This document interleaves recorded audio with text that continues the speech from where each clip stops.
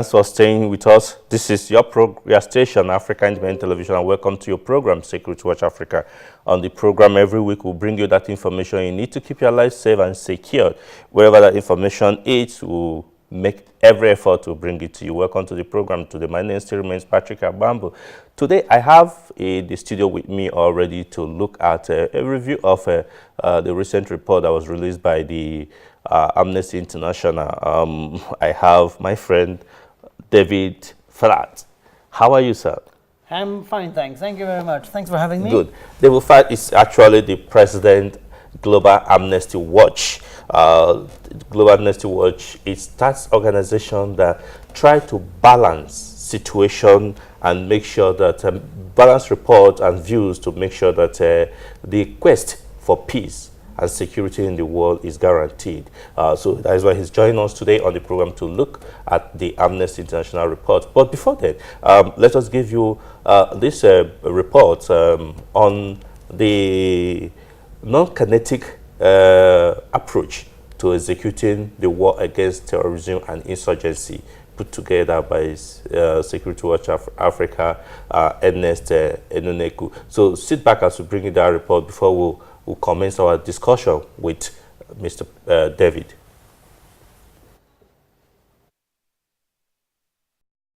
People ask the difference between a leader and a boss. The leader leads and the boss drives. Ultimately, leadership is not about glorious crowning acts. It's about keeping your team focused on a goal and motivated to do their best to achieve it.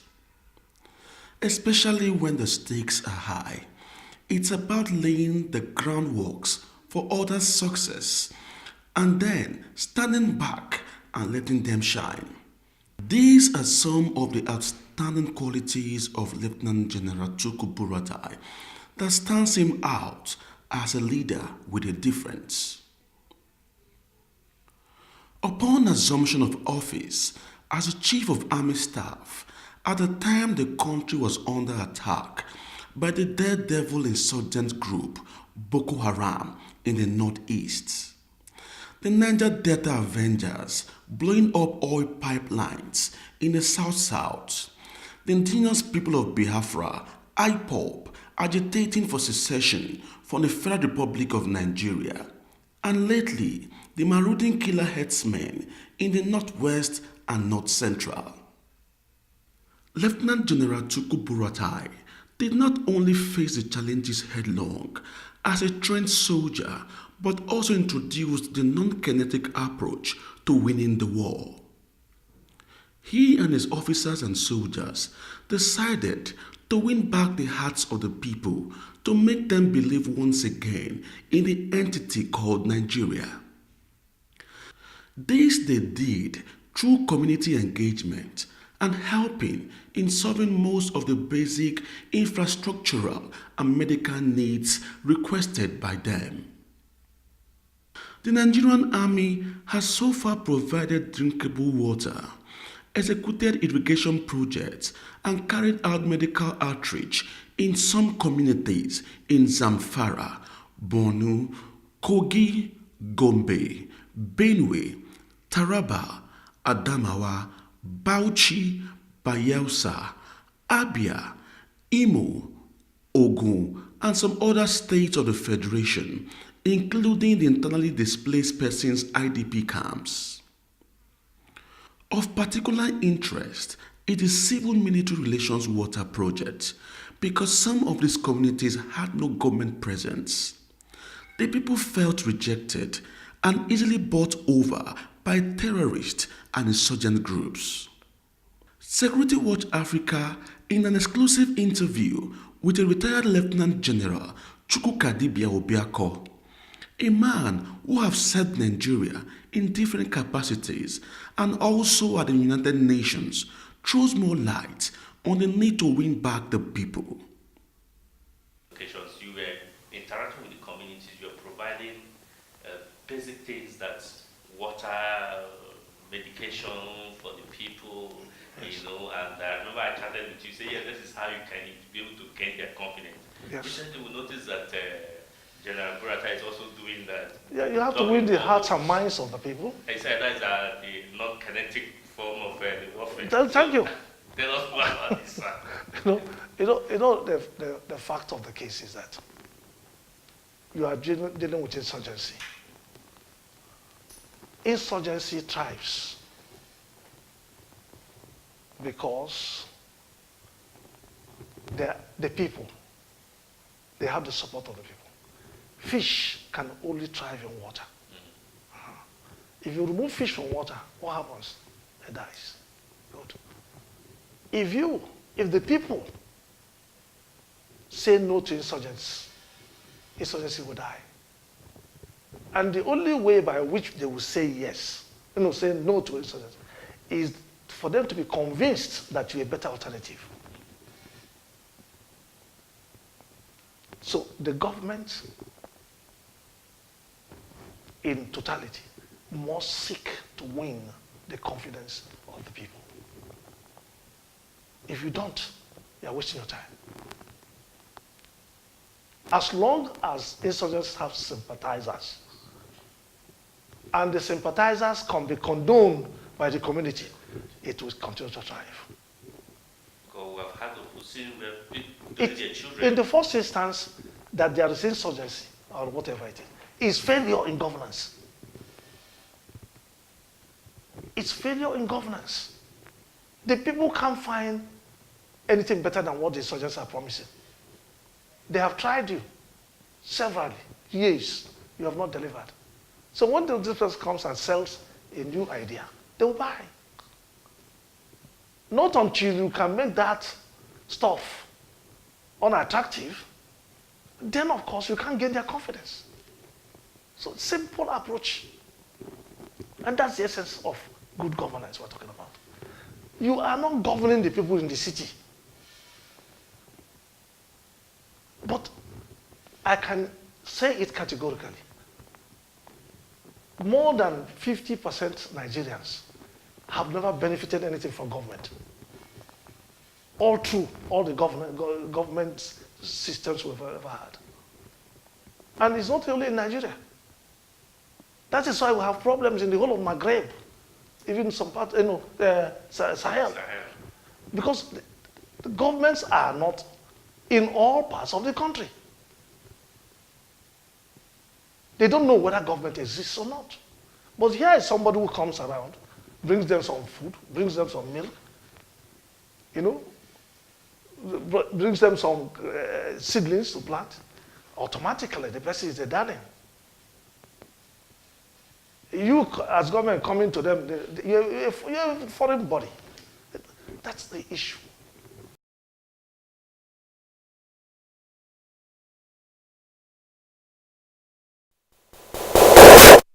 Just like Lieutenant General Obiako had said, really government must get to the people. And we must commend Lieutenant General Tuku Yusuf Buratai for actually getting to the people, because what the army is doing recently, it's gaining a lot of confidence from the people in those communities. So we'll keep it, we'll urge the army to keep doing what they're doing and maintain the tempo of engaging with the people. Yeah, back to our discussion. Last week we brought you a report about the Amnesty International report, and what the people on ground in most of those IDP camps did say, that nothing of such issues of rape and abuse did not happen. And you responded to us through our Facebook fan page and our Twitter account. Thank you for your response by commending the Nigerian army. Today we'll bring in a man who also knows it, because he sits as the president of Global Amnesty Watch all over the world, making sure that things are done the proper way. Talking about David Ford. He's here with me to tell us what his organization and he himself, because he just came back from the Northeast, also feels about this report. What do you feel? How can you situate the report by the Amnesty International? Well, first of all, I think we should not be focusing on that report per definition. This is about your country. Yeah. The war the country is fighting against insurgents and criminal organizations that are becoming increasingly internationalized. Yeah. But obviously, the Amnesty International are successful in their campaigning because we are sitting here discussing the report, Okay. rather than actually discussing the victims Yes. and the country as is, in itself. Okay. Now, you have been monitoring the war against terrorism and insurgency in Nigeria. How will you rank the situation as it is, to speak now? If you compare your efforts here in Nigeria compared to other efforts, in Maghreb, as retired general talked about, in Syria or in Somalia, Yemen, Afghanistan, etc., there is one common denominator, and that is that any government or armed organized force that with force pushes back terrorism is receiving criticism from watchdogs.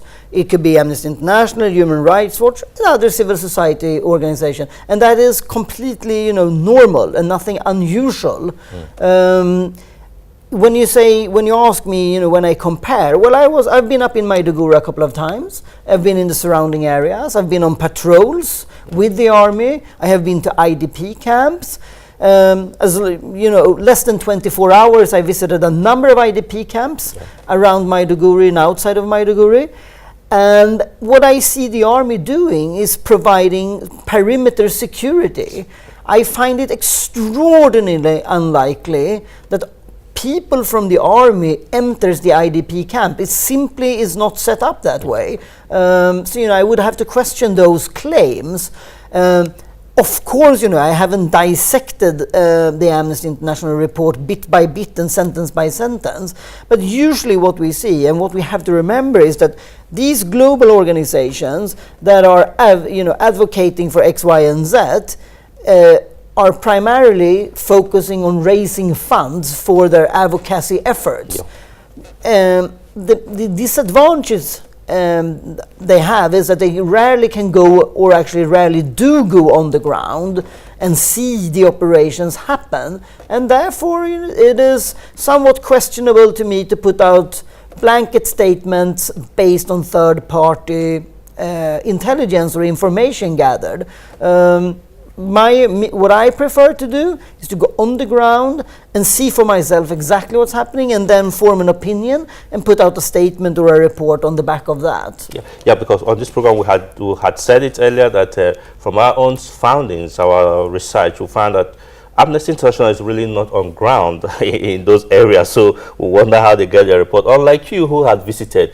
But why is your report, I know you also come out with quarterly reports on activities that's talking about Global Amnesty Watch. Why is your report different from that of Amnesty International?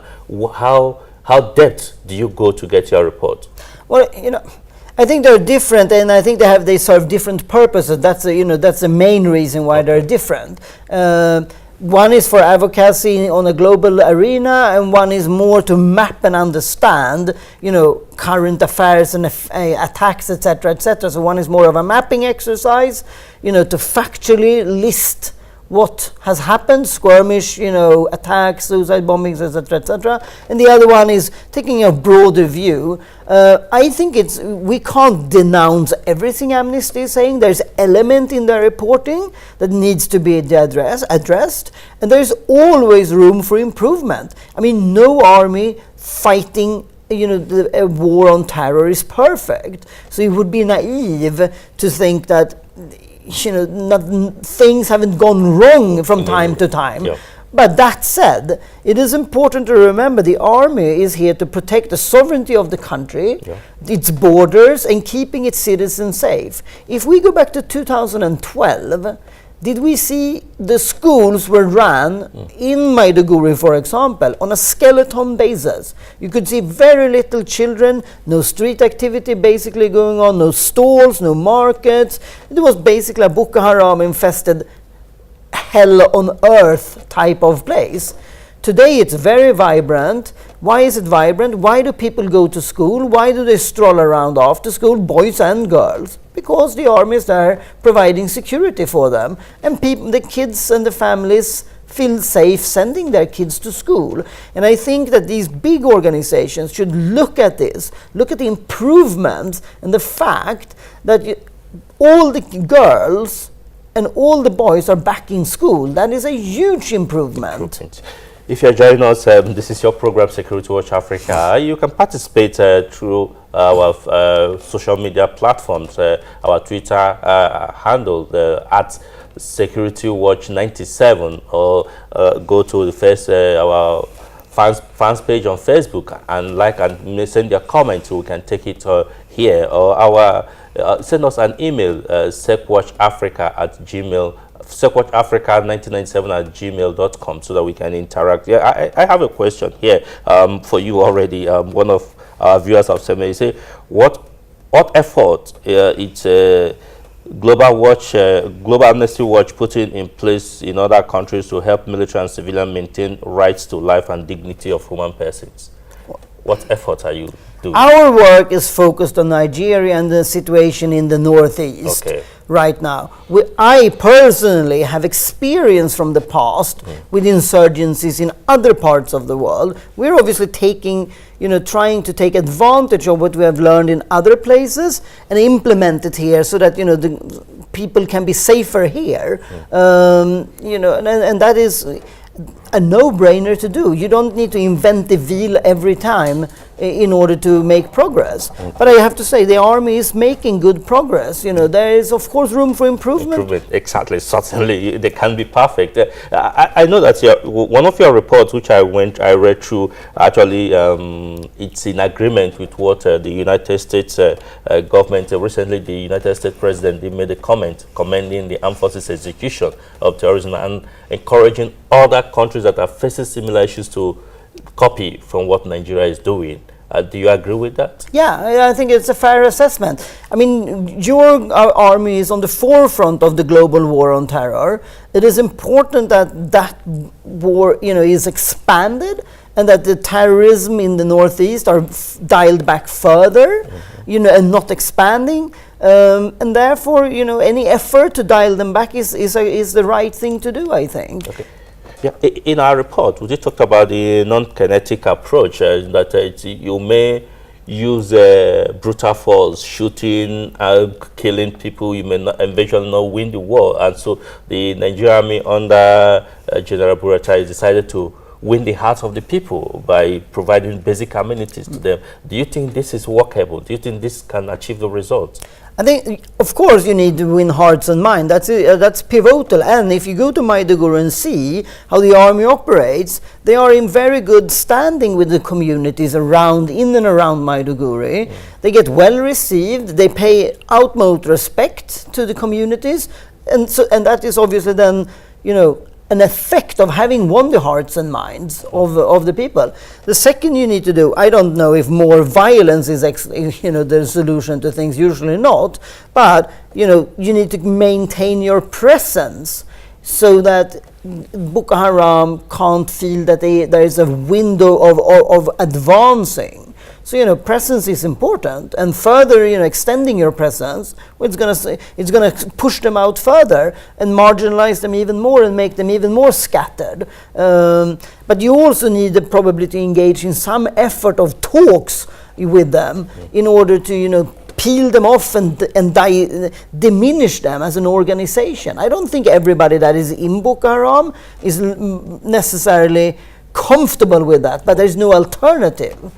So provide them with an alternative. I think that's something the government should be looking at. What alternative do you think? Government engagement? Well, I think you have some very big detention camps, for example, with and IDPs, etc. These need to be relocated back to a community. They need to be given land to farm, etc., etc. And slowly this operation of IDP camps and big detention centers needs to be dismantled, and people needs to be relocated to the community. And once they are relocated in the community and have a sustainable economic growth around them, or land to farm, I think they will lose interest in these, and the prophecy of having no one sent to school, etc., etc., or basically being part of a criminal organization. But I want to make another point very clear here when it comes to these, the reports here and there from organizations left, right, and center. We need to remember that people are dying every day up there. In IEDs, in attacks, in suicide bombing attempts, etc., etc. We need to remember the government and the army have one responsibility to its population and its citizen, and it's to keep them safe. Yeah. Therefore, we need to focus on the victims. It is not, I think, in our jurisdiction, so to speak, to pass judgment on technicalities as how this is being conducted. Yeah. It's too early. It's too early. Yeah. I must say that interaction with you has given a lot of insight into what the army is doing. But let's look at the pattern that the army has also initiated, which is also engaging with the armies of other neighboring countries, Niger, Chad, Cameroon, forming a multinational task force. Do you think this can also help? Because you talk about pushing them out. When they go to the other country, we have them responding, supporting, and working together with the Nigerian army. How do you think this can work perfectly? Well, it has to work. The tri-state, task force, or international task force, whatever you want to call it, that you are initiating and working in, is pivotal to win this war. You need to work with your neighbors, Chad, Cameroon, and Niger, in order to fight this back. But you also need to remember that when ISIS was pushed out and this, partly dismantled in Syria and Iraq, you could see a spillover effect. Where did these fighters go? Well, some went to Yemen, some went to Somalia, most likely. But we also heard reports on the ground in the northeast, credible intelligence from the army, that they also see some of these foreign fighters now showing up in this area. You have Akim in Mali, who uses, and all these terrorists uses the old smuggling route in order to transit, not only privately, but also smuggle the suicide vests, the explosive, the resupply, etc., etc. So the only way to fight them is to squeeze them out, but also, of course, cooperate internationally. And anything that can be done to enhance the cooperation between the affected countries, but also reaching out to countries like Mali and others. It's a key piece of the puzzle to resolving this problem. David, I really wish we had enough time to continue talking, because there are a lot of insights that we're getting from this, and I must commend you and the Global Amnesty Watch for the work you're doing. We believe that with groups like you, that we can get things properly done in the right state. So we must thank you for joining us on the program thank you. Today. It's my pleasure. We'll look forward to having you on subsequent edition when you're back to the country again. You are more or less a Nigerian now, because you're always coming here. Well, thank you very much. Thank you very much. It's been a pleasure. Yeah, our viewers, if you're joining us, sorry, we must go for other programs to continue. But keep faith with us, because next week we're going to bring you another exciting edition of this program. Keep sending us your views and your comments and questions so that we can take it up with necessary. If you have a question for David, you send it to us, we'll pass it across to him. He can respond to you quickly on this issue. Yeah, we want to announce to you that we're also starting today the move for the 15th edition of Security Watch Africa Awards Conference and Exhibition. Officially, we are commencing activities. Nominations have started, so you can send your nominations, because nomination letters will go through with these out to those who have been nominated. The Gambia will be hosting this year. We can't wait to have you being honored in November this year. Thank you very much for joining us on this program again. Until we come your way again next week, I'll say thanks and bye for now.